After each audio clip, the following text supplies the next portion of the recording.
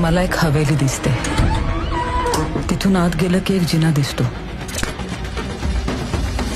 त्या खोलीत माझ्याच सारखी दिसणारी एक मुलगी झोपलेली असते. अचानक कोणीतरी तिच्या तोंडावर उशी टाकतं. इथे माझा श्वास कोंडतो.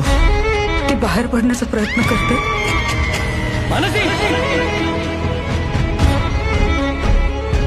कधीपासून पडते ती स्वप्न तुला?